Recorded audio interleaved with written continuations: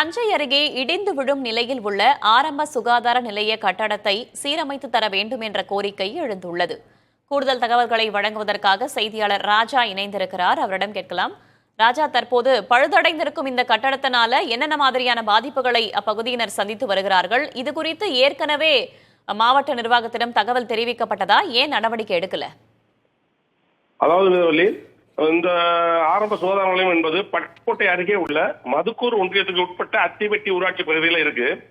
இந்த சுகாதார நிலைய கட்டிடம் கட்டப்பட்டு சுமார் 30 வருடங்களுக்கு மேல் ஆவதாகவும், இந்த ஆரம்ப சுகாதார நிலைய கட்டிடத்தின் மேல் தளம் முழுவதும் சேதமடைந்து சிறு மழை பெய்தாலும் கட்டிடத்திற்கு உள்ளே தண்ணீர் ஊற்றுகிறது.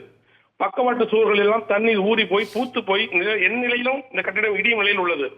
இதனை சரி செய்ய வேண்டும் என்று அந்த பகுதி மக்கள் மற்றும் ஊராட்சி மன்ற தலைவர் உள்ளிட்ட அனைவரும் பல ஆண்டுகளாக கோரிக்கை விடுத்தும் அரசு செவிமடுக்கவில்லை என்று குற்றம் சாட்டப்படுகிறது. இந்த மருத்துவமனையில் 3 மருத்துவர்கள் இருக்க வேண்டிய இடத்தில் 1 மருத்துவரும், 3 செவிலியர்கள் இருக்க வேண்டிய இடத்தில் 1 செவிலியரும் இருப்பதாகவும் குற்றம் சாட்டுகின்றனர்.